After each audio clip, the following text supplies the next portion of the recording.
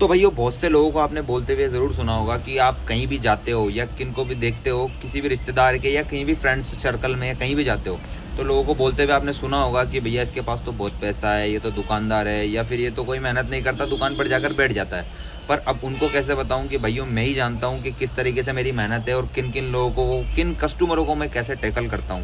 Customer को tackle करना कोई बड़ी बात नहीं है, ऐसा हो सकता है उनके लिए, बाकी मेरे लिए बहुत बड़ी बात है, क्योंकि मेरी दुकान पर हर तरीके का कस्टमर आता है। मेरी दुकान पर ही नहीं, हर किसी की दुकान पर हर किसी तरीके का कस्टमर आता है। अच्छा भी होता है, बुरा भी होता है, हमें दो बातें भी सुनाता है, वो भी हमें सुननी पड़ती है। हमें सर सर करके बात करनी पड़ती है भाइयों। हमें छोटे से छोटा काम दुकानदारी में करना पड़ता है, चाहे वो झाड़ू हो, चाहे पोंछा हो, हर काम हमें करना पड़ता है छोटे से छोटा। अब उनको ये लगता है कि हम सेठ जी है, भाइयों ऐसा नहीं है।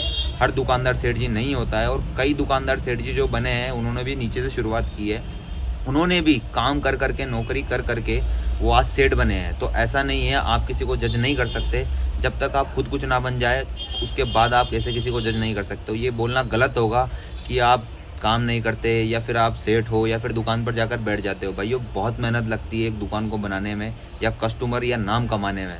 सालों लग जाते हैं, लोगों की दुकानें नहीं चलती है, कुछ लोगों की दुकानें हैं कि सालों में ही चलने लग जाती है। तो भाइयों व्यवहार और रेट और हमारी जगह कोई और होता तो ये सुनना पसंद नहीं करेगा, पर हमें सुनना पड़ता है। दुकानदार है, दुकानदार आदमी है, सुनना पड़ेगा। फैमिली के लिए सब चीज़ देखनी पड़ती है भाइयों।